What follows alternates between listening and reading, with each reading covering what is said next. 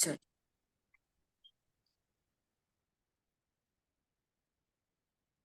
जीवम तपम जिणवर बस हेड़ जेड़े दिठम देविंद बिंद बंदम वंदे तम सुभदा सिरसा।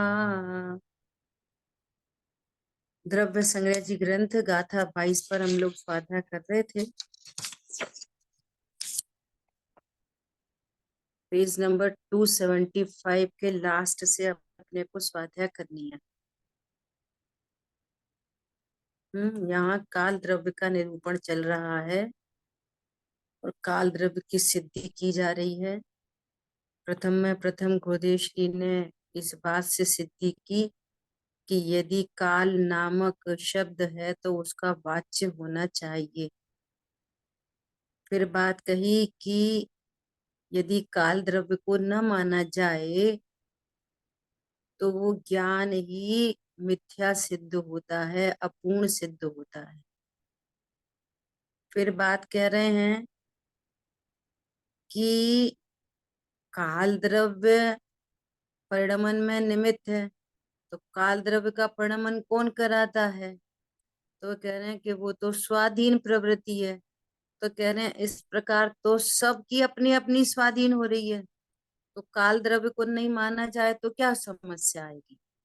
तो कह रहे हैं कि काल द्रव्य का कार्य तो प्रत्यक्ष फिर भी दिखता है, समझ में आती, लेकिन धर्म अधर्म आकाश का तो कुछ काम डायरेक्ट दिखाई नहीं देता। हाँ जी। तो तुम सीधे सीधे दो ही द्रव्यों को मानो, जीव और पुद्गल। और पुद्गल भी एक शुद्ध पुद्गल परमाणु भी ज्ञान का विषय नहीं है, तो उसे भी मत मानो। यहाँ तो विभा व्यंजन पर्याय और अर्थ पर्याय दिखाई दे रही हैं।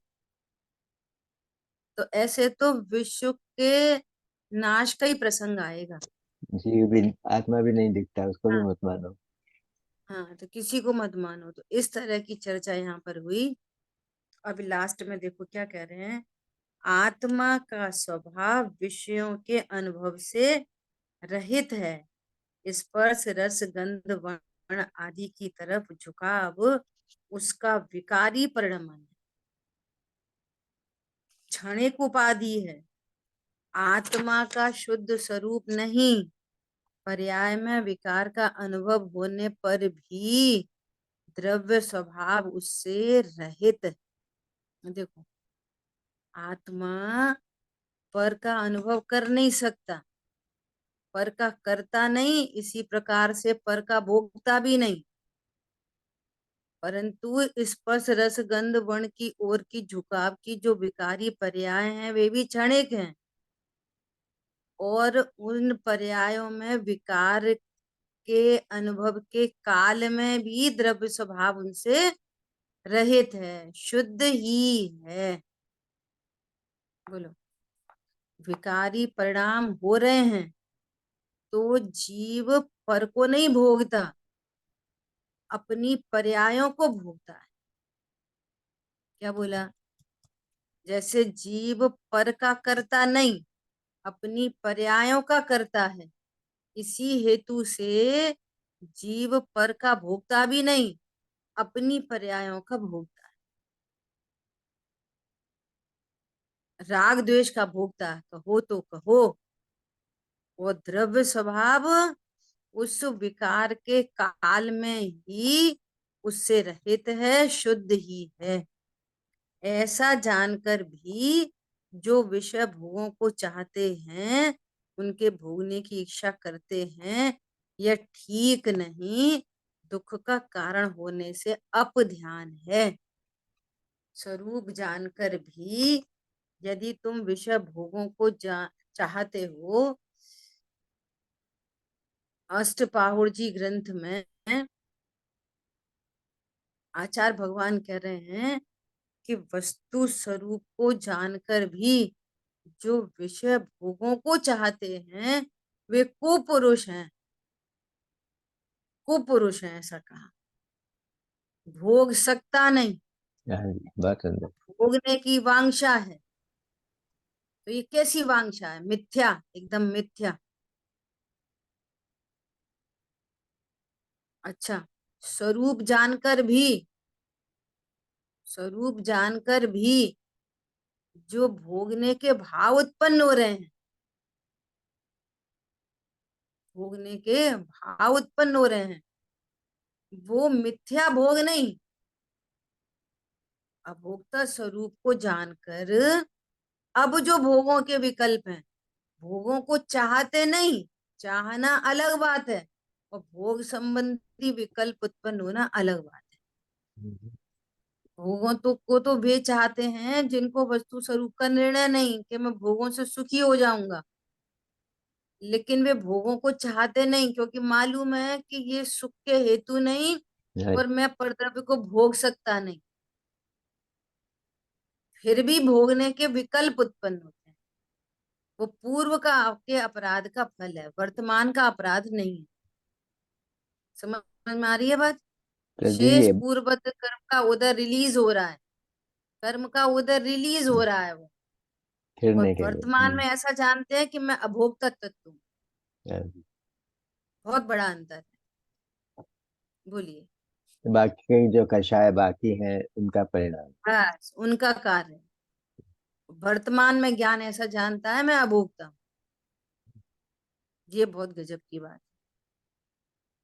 विषयों की अभिलाषा से रहित, विकल्प जालों से मुक्त होकर अपने आत्मा का ज्ञान, श्रद्धान और रमणता करना, अर्थात अतीन्द्रिय आनंद रस का वेदन करना, रूप वीतराग चारित्र के साथ जो सम्यक दर्शन है, वही निश्चय सम्यक दर्शन अथवा वीतराग सम्यक दर्शन, ये मुक्ति का हेतु है, आत्म श्रद्धान मुक्ति का हेतु है। सच्चे देव गुरु की श्रद्धा करना सराग सम्यक दर्शन है। यह शुभ राग वीतराग भाव रूप निश्चय सम्यक दर्शन का सहचारी है। स्वरूप जानने के बाद भी जब तक कषाय का पूर्ण अभाव नहीं होता, तब तक ऐसा शुभ राग सहचारी रूप से आता है ना। राग रहित आत्मा की श्रद्धा करना निश्चय सम्यक तो है। राग आता है, लेकिन आत्मा अर्थात मैं राग से रहित हूं। राग आता है, परंतु मैं आत्मा राग के काल में ही राग से रहित हूं। इसका नाम निश्चय सम्यक है। समझ आई बात? राग तो हो गया काय के सम्यक दृष्टि, राग तो हो गया काय के तत्व ज्ञान। ये अपने पथ में कांटे बिछाना है। राग राग है, भगवान आत्मा है। दोनों को मिला क्यों रहे, मिला के क्यों देख रहे? ज्यों का त्यों जानो तत्वों को। पण समझ में आया?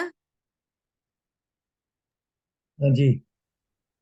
छह द्रव्यों को मानना आदि व्यवहार सम्यक्त्व है, वह भी आवश्यक है, क्योंकि छह द्रव्यों की यथार्थ प्रतीति बिना निश्चय सम्यक्त्व नहीं होता। बड़ी समस्या है। सुबह चर्चा चल रही है सर्व विशुद्ध ज्ञान अधिकार, अकर्ता की गाथाएं हो गई, अब अभोक्ता की गाथा शुरू हो रही। और प्रश्न फिर वही आ रहे कि अगर हम अकर्ता हैं तो फिर हम पढ़ाई करें कि नहीं करें, फिर ऑफिस का काम करें कि नहीं करें। तो करें कि नहीं करें ये प्रश्न है, तो फिर अकर्ता का निर्णय कहाँ हुआ? नहीं हुआ। नहीं। नहीं करें तो सही, अकर्ता जाने। तो अकर्तृत्व का निर्णय कहाँ हुआ? नहीं हुआ। वो करता होता पैर हुआ पीछे बैठा है। मन है। हाँ, और मैं ज्ञायक तत्व। दूसरा प्रश्न आया कि पंडित शाह के प्रवचन में आया, क्या आया? कि जो भी संयम है वो विशुद्धि की वृद्धि के लिए है। तो सही बात है, हमको संयम लेना चाहिए। संयम लेना चाहिए कि नहीं लेना चाहिए? बोलो। आपने अरे तुम्हारा मैं पना किधर है? आज आपने भेजा दीदी, उसको सुना सुना नहीं है, भी सुनेंगे। हाँ उसको सुनना, उसको हम्म, बहुत गजब का प्रवचन है वो, इसलिए मैंने भेजा। नहीं। कल मेरी प्रसन्नता का कोई माप नहीं था, मुझे इतना पसंद आया वो प्रवचन, हम्म, इतना आनंद आ रहा था, कैसी सिद्धि गजब की। शील और ब्रह्मचर्य में अंतर। अब प्रवचन है होते हैं प्रेरणादायक भी होते हैं, उसमें प्रेरणा भी होती है। अब जो व्यवहार के कथन है ना, हम्म, उनको ही परमार्थ समझ लेना, यही तो सबसे बड़ी गड़बड़ है। वो किसी अपेक्षा से कथन किया गया है। आज इसका खुलासा ये आया कि ज्ञान, सुनना ध्यान से, हम्म, ज्ञान की विशुद्धि, सम्यक्त्व की विशुद्धि और चारित्र की विशुद्धि में हेतु बनती है। ज्ञान की विशुद्धि वो चारित्र की विशुद्धि में हेतु बनेगी, लेकिन मात्र चारित्र की विशुद्धि दर्शन ज्ञान की विशुद्धि में निमित्त नहीं होती। कौन पकड़ में आ रहा है? हम्म, जी जी। ज्ञान की विशुद्धि का अर्थ क्या है? ज्ञान की विशुद्धि का अर्थ, मैं बहुत शास्त्रों को जानता हूं, ये ये नहीं। ज्ञान की विशुद्धि नहीं। हम्म, ज्ञान की विशुद्धि अर्थात मैं मैं भगवान। ज्ञान स्वरूप हूँ नंबर एक, भगवान मैं आत्मा। परिपूर्ण हूँ नंबर दो, और कोई भी पर पदार्थ मेरे लिए अच्छा बुरा नहीं, मुझे किसी से लाभ हानि नहीं, ये है ज्ञान की विशुद्धि। हम्म, ये है ज्ञान की विशुद्धि। दीदी एक जरा और स्पष्टता कर दीजिए, हम्म। क्योंकि रटा रटाया जवाब तो याद है ये तो, हम्म। लेकिन जब हम हम्म। भोग की बात करते हैं कि जब ये जीव को सम्यक दर्शन हो गया कि मैं ज्ञान स्वभावी भगवान आत्मा हूँ, हम्म। और जो राग की पर्याय उत्पन्न हुई वो तो हम्म। अपने से अपने कारण से उत्पन्न हुई है, और उसके अंदर ये पूर्व का कर्म का उदय निमित्त है। तो बराबर। ये भोगने का जो भाव आया, और यहाँ कहते हैं कि ये सम्यक दृष्टि है, तो ये सम्यक दृष्टि है उसका मतलब यही कि उसे अपने भगवान आत्मा स्वरूप अपने को मान लिया है। और जो बस। भोगने का भाव आया, तो जब ये शरीर पर की एकत्व बुद्धि है तभी वो भोगने का भाव आता है, नहीं। क्योंकि भोगने का भाव नहीं। तो मूली जूली पर्याय करती है। तो ये जरा समझ में जरा बिठाइए और से। देह के साथ यदि एकत्व बुद्धि है, तो फिर वो सीधे सीधे मिथ्या दृष्टि है। हाँ तो सीधा फिर सीधा मिथ्या दृष्टि। तो तो फिर देह के साथ एकत्व बुद्धि नहीं, हम्म। उसकी एकता तो भगवान आत्मा मैं हूं यहाँ हो गई। हाँ तो फिर लेकिन भोगने का अभी भाव। देह है, अभी हाँ। देह विद्यमान है, हम्म। और देह का परिणमन है। हम्म। देह का जैसा मान लिया कि इस स्टमक में एम्प्टी हुआ, स्टमक एम्प्टी हुआ, जी। है ना? हम्म। तो एम्प्टी हुआ ना, तो वो ऐसा ऐसा उसमें कॉन्ट्रेक्शन रिलैक्सेशन फास्ट हो जाएगा। तो हम्म। उससे जीव को भाव भासना होगी कि ये खाली है। हम्म। तो उसी समय अनेक कार्य होंगे, उसी समय चारित्र मोहिनी कर्म का उदय, उसी समय भूख का परिणाम, उसी समय अंतराय कर्म का उदय। तो वो सहन नहीं हो रहा, वो शक्ति नहीं जा रही उधर, है ना? हम्म। तो ये हम्म। अनेक कारण बनेंगे। हम्म। तो ये निर्णय तो है कि मैं अनाहारी हूं, हम्म। एक परमाणु को भोग नहीं सकता। हम्म। अनाहारी का निर्णय अपने स्वभाव का आश्रय, हम्म। पॉजिटिव आश्रय, है ना? और उस समय जो हम्म। शरीर की स्थिति बन रही है, तो वो हम्म। कषाय के वश, कषाय के वश कहो, पूर्व कर्म के उदय के वश कहो, या पुरुषार्थ की हीनता के वश कहो। तीन हम्म। आंसर कर सकते हैं 5 समवाय के अंदर में। हम्म। कर्म के उदय के वश कहो, हम्म। या पुरुषार्थ की कमी के वश कहो, हम्म। या कषाय के वशीभूत होकर कहो। तो अब ये भाव आता है कि भैया अब इसको फिल कर दिया जाए, काम हम्म। खत्म हो। तो फिर भोजन का भाव उत्पन्न होगा। भोजन करने क्यों? कि ये भी पता है कि ये टेम्परेरी सोल्यूशन है। हम्म, जब तक ये क्षुधा है, अब या तो स्वभाव के आश्रय से क्षुधा का अभाव किया जाए, सो हम्म, उतना पुरुषार्थ प्रकट नहीं हो रहा, हाँ बराबर है ना। बराबर जी। और जब तक वो कार्यक्रम नहीं हो रहा, तो अब ये क्षुधा को क्या करें कि जब तक सहन होती है सहन होती है, अब सहन भी नहीं हो रही। हम्म, जब सहन भी नहीं हो रही, अंतरा कर्म का ही तीव्र उदय आ गया, तो अब वो हम्म, क्षुधा सहन नहीं हो रही। तो अब इसका टेम्पररी सोल्यूशन क्या करें कि हम्म, भैया भोजन करो। हम्म, तो वो उसका फुलफिलमेंट हो गया, काम खत्म। हम्म, इतने कारण मिलते हैं एक समय में, हम्म, सबको जानता है। हम्म। और ये देखो, भोजन हो अगर अपन ये अगर भोज आज अपन अपनी बात करें। जी जी, बोलो। नहीं, बोलिए आप दीदी। बोलिए बोलिए। तो ये भोजन हो गया, इससे ये संतुष्टि हो गई, तो फिर हम्म वापिस का हम आत्मा में ही रहता है कि मैं भगवान स्वरूप भगवान आत्मा हूँ। हम्म। अब ये भोजन हो गया ना, हम्म, तो उस समय उसको फिर वापस वही कर्म का, अब चारित्र मोहिनी कर्म का मंद उदय चल हो गया, हम्म, उसका भी उदय मंद हो गया। तो वो अब ठीक ठीक सा लग रहा। हम्म, लेकिन वो वस्तु स्वरूप का निर्णय कि इससे ठीक भी कुछ नहीं होता। जी जी। ये तो स्वभाव के आश्रय से शेष क्षुधा मिटेगी, हम्म, फिर स्वभाव के आश्रय से शेष क्षुधा मिटेगी, हम्म, और मुनिराज की स्थिति बनेगी। तो बोलो, हम्म, दिन में खड़े खड़े एक बार उसी समय खाना, उसी समय पीना, उसी समय जो भी कोई औषधि आदि जो एक समय, हम्म, और बाकी पूरे दिन आनंद। इतनी क्षुधा मिट गई। जी वो जी। मजबूरी नहीं है कि एक टाइम लेते हैं सो भैया एक ही टाइम लेना है, ऐसा नहीं। हम्म, क्षुधा उत्पन्न नहीं होती। बराबर। स्वभाव का आशय क्षण क्षण अंतर्मुख हो, सिद्धों हम्म, से बातें करते हैं, वो क्षुधा उत्पन्न नहीं होती। हम्म, इतना विकार मिट गया। कैसे? एकमात्र स्वभाव के आश्रय से। अभी बराबर। वर्तमान में परिपूर्ण स्वरूप होने पर भी जो पर्याय की अपूर्णता है, वो स्वभाव के आश्रय से ही मिटेगी। और जब तक स्वभाव का आश्रय नहीं हो पा रहा, तो बाहर के विषय भोग आदि वे सारे दिखाई देंगे, हम्म, परंतु वो उसको उपाय नहीं जानता। हम्म, उपाय तो यही है, स्वभाव का आश्रय। बराबर। बहुत खुद बहुत खुद बैठ देखो, गया। हाँ हाँ, अभी ऐसा समझो कि जब अपन आगम का अभ्यास कर रहे, जी। और तत्व निर्णय हुआ है हम्म, ना, इसकी भाव भासना हुई है, तो ये हम्म, सारी चीजें अपने को स्पष्ट ख्याल में आ रही हैं, तो जो सम्यक दृष्टि जीव है उनके ख्याल में नहीं होएगी।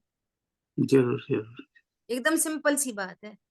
हम्म, एक स्वरूप, एक पंडित साहब ने उस प्रवचन में ऐसा बोला, हे प्रभु, आपको तीर्थंकर, आप, नहीं सॉरी, मुनिराज को कह रहे हैं, हे प्रभु, आपको चक्रवर्ती नमन करता है, आपको मान नहीं होता?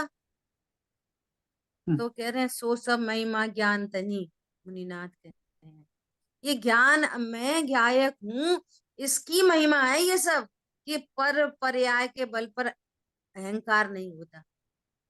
आपको हम्म, क्रोध नहीं उत्पन्न होता कि लोग ऐसे ऐसे कुछ भी बोल के निकल जाते हैं, तो आपको क्रोध नहीं होता। सो सब महिमा ज्ञान तनी मुनिनाथ कहें। समझ में आ रही है? ये ज्ञान की ही महिमा है। बहुत सुंदर। ऐसा, और जिसके ज्ञान में ज्ञायक बस गया। देखो, अणुव्रत की चर्चा हो, महाव्रत की चर्चा हो, हिंसा आदि पाप मत करो ये चर्चा हो, सम्यक दर्शन प्रकट करो ये चर्चा हो, चर्चाएं हो अनेकों, लेकिन मूलभूत बात है कि गायक का निर्णय अनुभव आश्रय है, तो ओके। और गायक का निर्णय अनुभव आश्रय नहीं है, तो चर्चा फिर चर्चा ही है, कुछ कुछ काम नहीं हुआ बना। एक आत्मा के आश्रय से सब सदता है, और एक आत्मा को भूलकर कुछ नहीं मिलता, जी। परिभ्रमण चलता रहता है। तो जितनी भी चर्चाएं हैं, जितनी बातें हैं, जो कुछ है, वो सब कुछ एक तत्व ज्ञान भेद ज्ञान के लिए समर्पित है। सब बराबर। कुछ, हम्म, टोटल। पूरी जिनवाणी भेद ज्ञान के लिए समर्पित। बहुत सुंदर। बात कहीं से भी की जाए, कहीं से की जाए। एक प्रवचन में आया पंडित साहब के कि कैसा है ये ध्रुव गायक कि सारे दोषों का अभाव जिसके आश्रय से हो। बोलो भूतकाल में कोई बहुत बड़ी गलती हो गई, बहुत बड़ी गलती है ना, वो जी भी ध्रुव के आश्रय से मिट जाती है। समझ आई बात। और कैसे वर्तमान में अवगुण हो, एक ध्रुव के आश्रय से सारे गुण प्रकट हो जाते हैं। तो कहने का मतलब ये है कि ध्रुव के आश्रय से क्या नहीं होता, क्या नहीं होता बोलो। सब कुछ, सब कुछ। सब कुछ। अरे हमसे तो इतना बड़ा अपराध हो गया, कितना बड़ा अपराध होगा, देव शार्दूल की विराधना और 7वां नरक, इतना बड़ा अपराध हो गया, वो भी क्षम्य हो जाते। बोलो वर्तमान में गृहीत मिथ्या दृष्टि स्वभाव के आश्रय से तीर्थंकर प्रकृति बन जाती है। क्या नहीं होता स्वभाव के आश्रय से। कौन सा विश्व का ऐसा दोष है जो स्वभाव के आश्रय से नहीं मिटता, और कौन सी वे सुख सुविधाएं हैं जो स्वभाव के आश्रय से नहीं मिलती जब तक संसार में है तब तक, जब तक कषाय है तब तक। कषाय है ना, मुझे सुख चाहिए, सुविधाएं भी चाहिए तो मिलती, अप्रत्याख्यान के उदय जनित जीवों को मिलती है। समझ में आ रही है बात। वो कषाय मिट जी जी। जाती है तो वह विषय भोग मिट जाते हैं। कि मुनिराज को स्वयं ही इतना तीन्द्रिय आनंद होता है कि उन्हें विषय भोगों की जरूरत नहीं पड़ती। और जब कषाय है और भोगों की आवश्यकता लगती है तो मिलती है। क्या कहा। जी जी, जब तक कषाय विद्यमान है और जब भोगों की आकांक्षा है तो वो मिलती है। तो और मिलती है, स्वभाव के आशय से क्या नहीं होता, ये हम्म, कहना है। तुम्हें हम्म, इंद्रिय जनित भोग चाहिए वो भी इधर से ही मिलेंगे, हम्म, और तुम्हें अतीन्द्रिय आनंद चाहिए वो भी इधर से मिलेंगे। हम्म, और तुम्हारे सारे दोष मिट जाए वो भी इधर से ही होगा। हम्म, अब ये निश्चय हो जाना, ये बहुत अलौकिक बात हम्म। है। जैसे हो जाए। गेहूं की फसल में घास तो रुंगावन में मिलता है, हाँ। गेहूं की फसल की। मतलब इस बात का निश्चय होना हम्म, कि मैं भगवान आत्मा हूं, ऐसा निश्चय करने से क्या नहीं होता, जी जी। सब कुछ होता है इसी से। तो पूरी समय शक्ति इस तत्व ज्ञान के अभ्यास में झोंक दी जाए, हम्म, क्योंकि ये बात समझ में आ जाए, पकड़ में आ जाए कि ध्रुव के आशय से सब कुछ हो सकता है। तो मुझे आत्म देव को जानना है, मुझे देखना है, मुझे तत्व निर्णय करना ही है, मुझे सम्यक दर्शन प्रकट करना ही है। एक सूत्री प्रोग्राम बन जाए बस। हम्म, धन कमाना, जितना आए सो आएगा, कमाने के भी जितने भाव होंगे सो होंगे, इन भावों को भी नहीं रोकना। तुम तो तत्व का निर्णय करो, जो भाव आ रहे हैं आने दो। हम्म, हमें तो बहुत कमाने के भाव आ रहे हैं, आने दो। हमें तो मंदिर बनाने का भाव आ रहा है, आने दो। हमें तो दुनिया को पढ़ाने का भाव आ रहा है, आने दो। तुम तो ये निर्णय करो मैं कौन हूं, बस जो हो रहा है होने दो।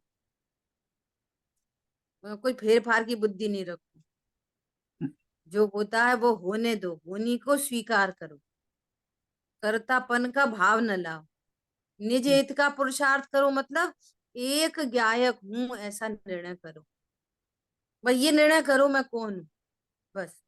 बाकी जो हो रहा है होने दो।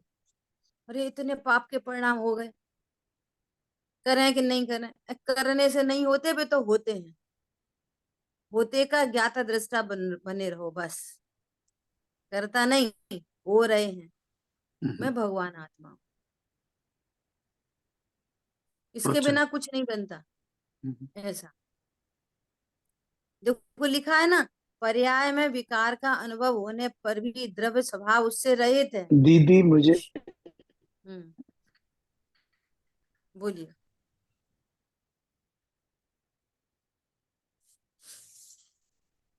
आवाज नहीं आ रही, आप अनम्यूट करके बोलिए। ना, नहीं कुछ नहीं, आपकी मैं तो ये पूछ रहा था कि अभी हम्म। मेरी आवाज नहीं आ रही? हाँ, अब अभी भी बीच नहीं आ बीच में रही आ रही है दीदी? कट, अब आ रही है, आ अभी रही आ है कि रही है, नहीं? अब आ रही है, बोलिए। आ रही है। आप पूछते हो आ रही है कि तब तो आ रही होती है, फिर भी बाद में ओके, नहीं तो आती। ये था कि अभी जो हम्म। प्रदीप, अच्छा तो मेरा अभी आवाज आई? हम्म। हाँ, आ रही है अभी आवाज साफ? आ रही है, आ रही है, बोलिए। अच्छा, तो मेरे प्रश्न ये है,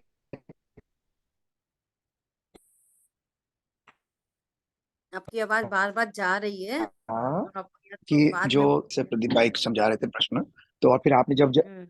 अरे बाप, हम्म। ठीक,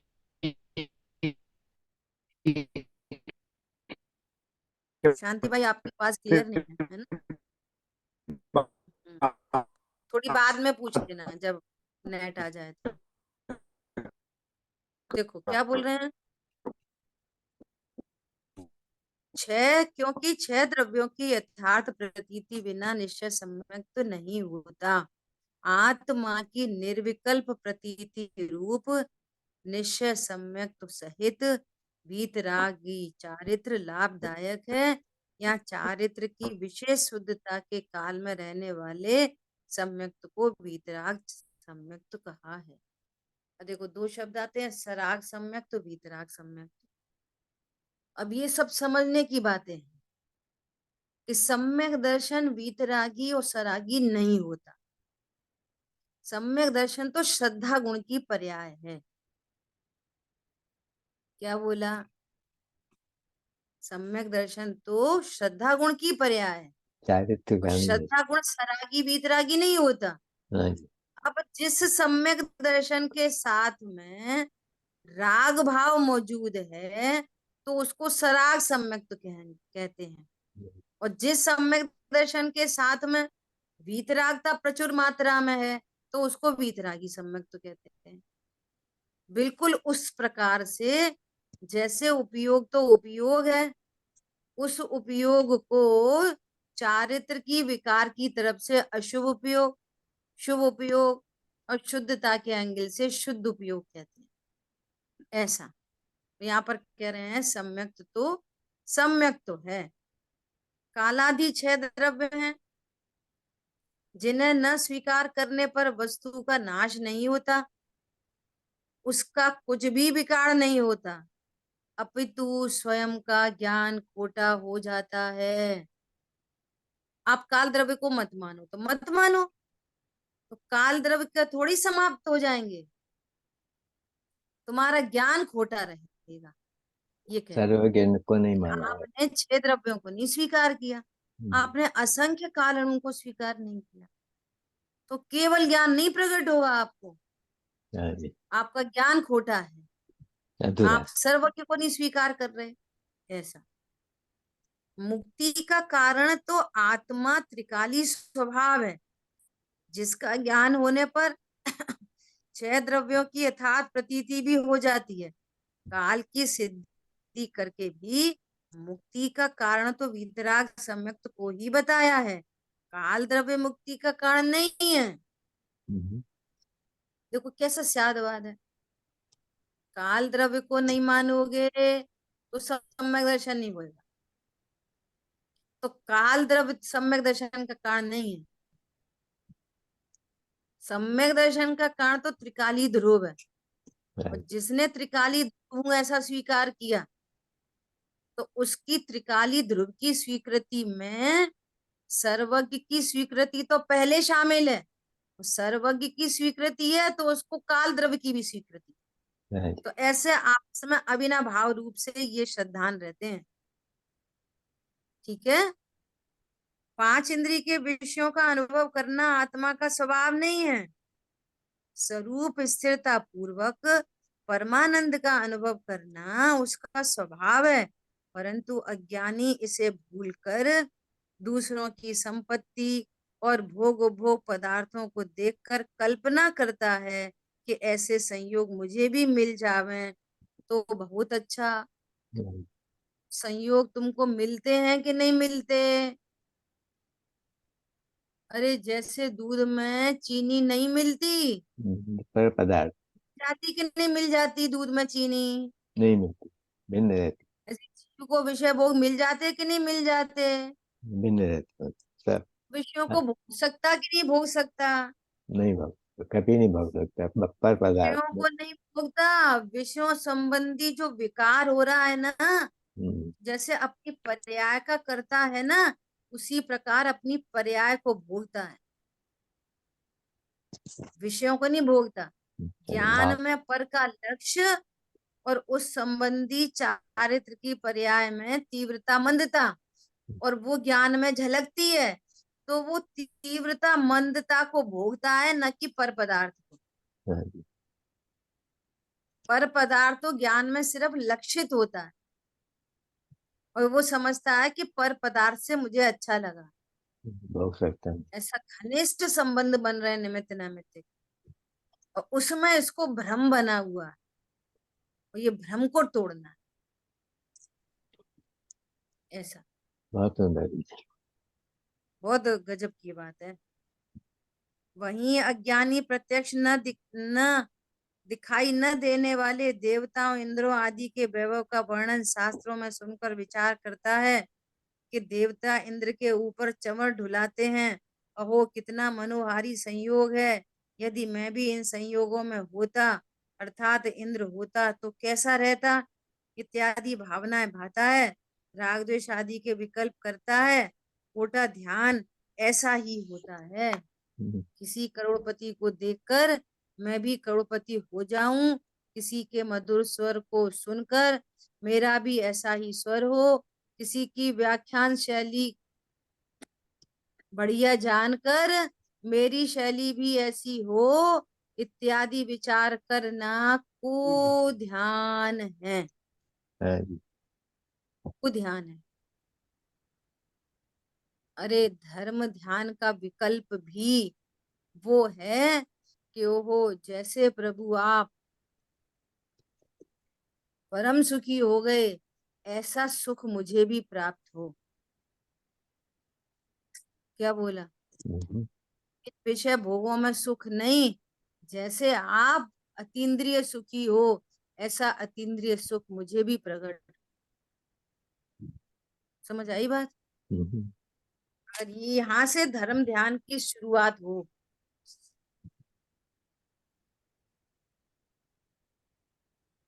समझ में आई बात? बहुत सुंदर जी। अरे भाई आत्म सभा, अच्छा अगर अपन उसका भी करणान योग से अगर ऐसा विचार करें कि आप किसी पर पदार्थ को चाहो, तो चाहने से कोई पर पदार्थ मिलता है क्या? नहीं मिलता। नंबर एक।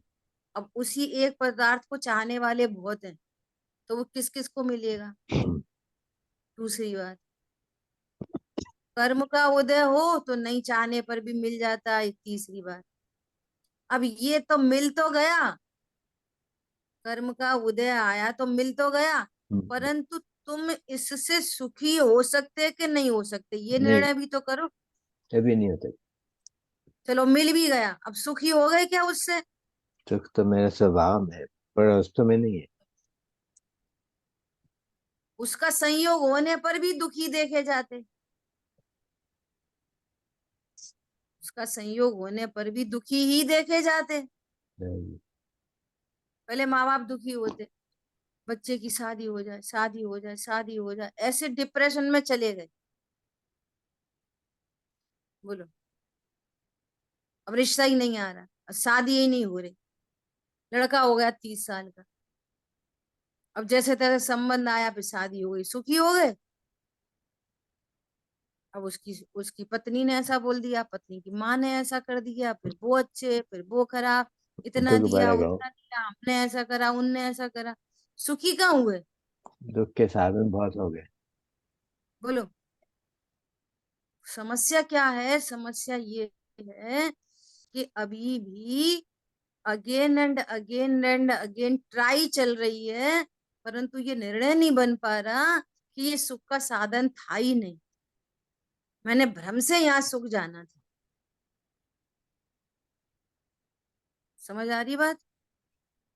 और सुधार दो, बहू को सुधार दो, बच्चे को सुधार दो, उनको सुधार दो, पैसा और कमा लो, छल कपट कर लो, मायाचारी कर लो, कोई नहीं दे रहा तो छीन लो।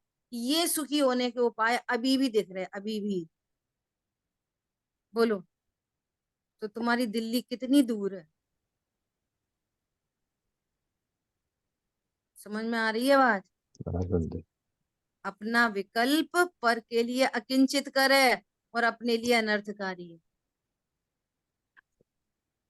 जो होता है होनी को स्वीकार करते चले जाओ, बस ये आनंद का मार्ग है। इसलिए व्यर्थ की बातों में, अब जग प्रपंच में नहीं पड़ो। अति सुंदर दुर्लभ अवसर आया है, निज हित का पुरुषार्थ करो। कहाँ ऐसे दुर्लभता से ये कितने चुने हुए लोग ये जिनवाणी सुनते हैं। अरे भाई, आत्म स्वभाव का अवलंबन चाहिए या संयोग चाहिए? सुख चाहिए या संयोगी भावों का दुख? क्या चाहिए बोलो? आत्म स्वभाव का अवलंबन चाहिए या संयोग चाहिए?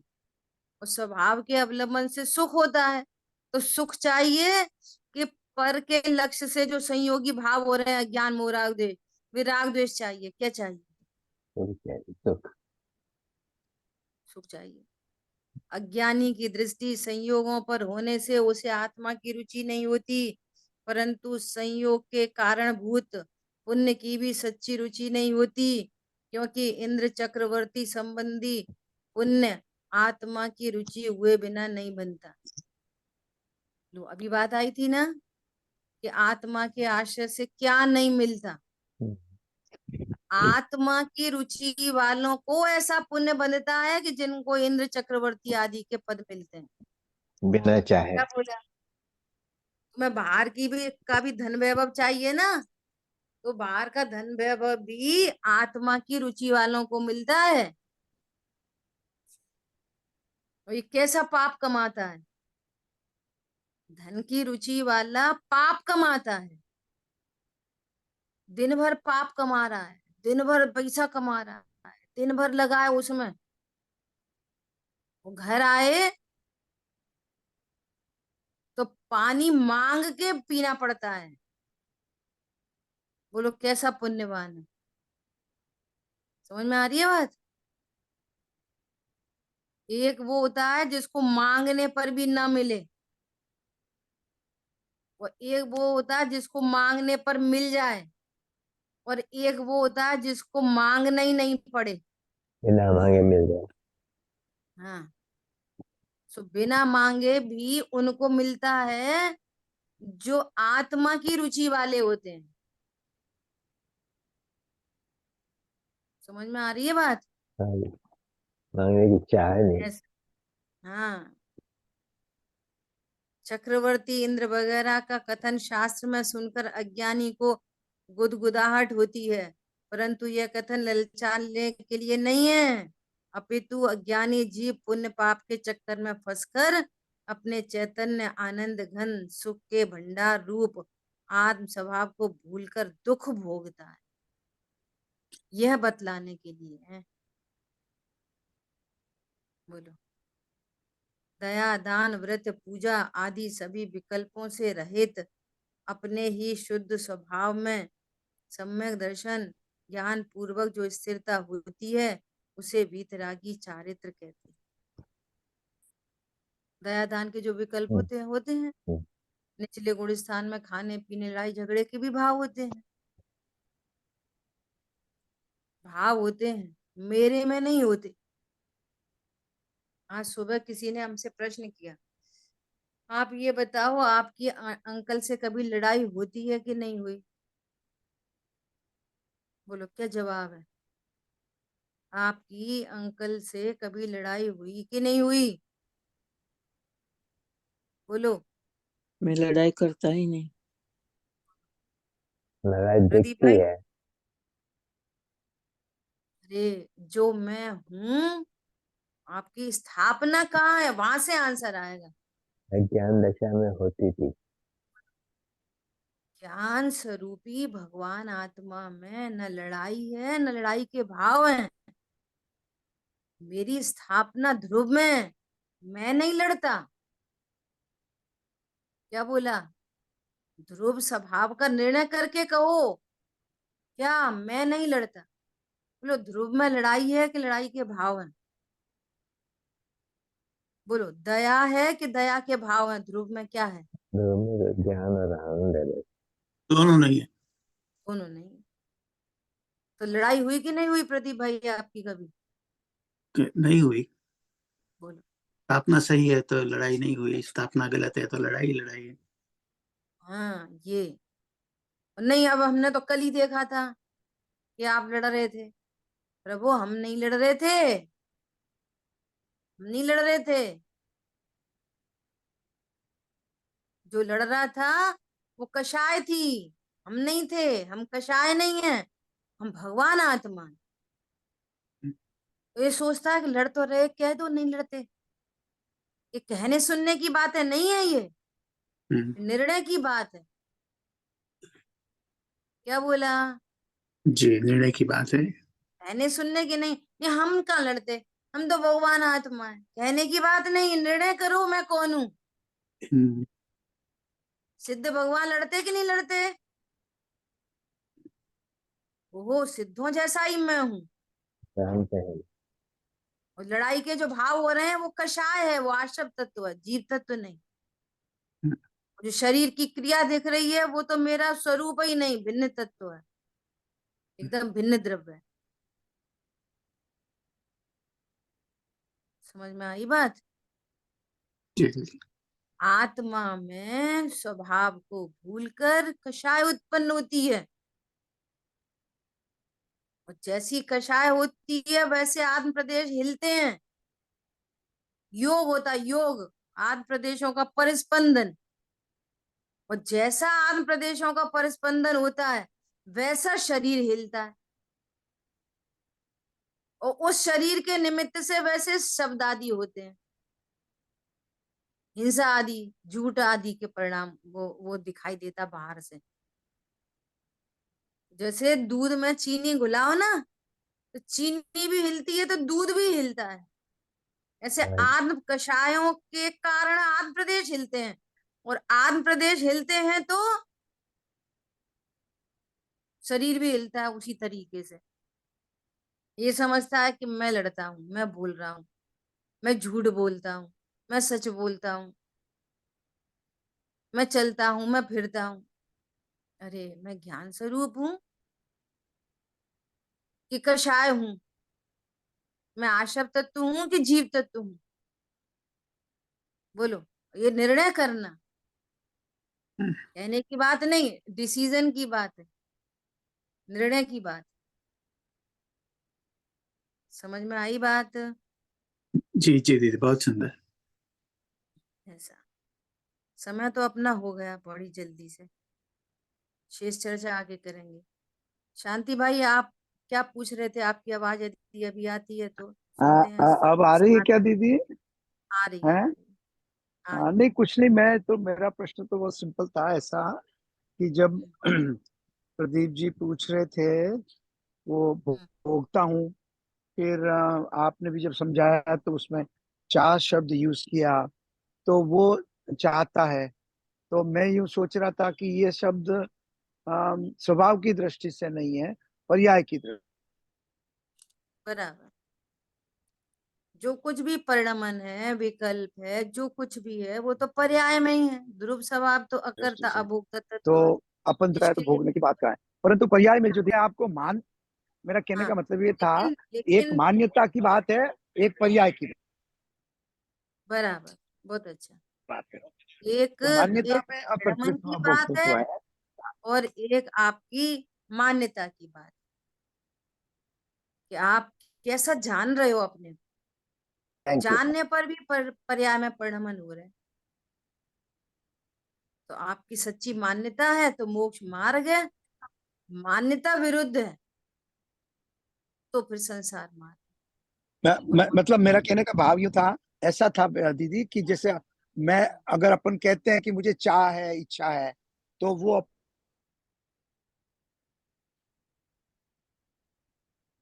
आपकी आवाज अभी भी टूट रही है। पॉइंट समझ गए आप क्या कहना चाह रहे हैं? अच्छा विचार है, शेष चर्चा अपन आगे करें।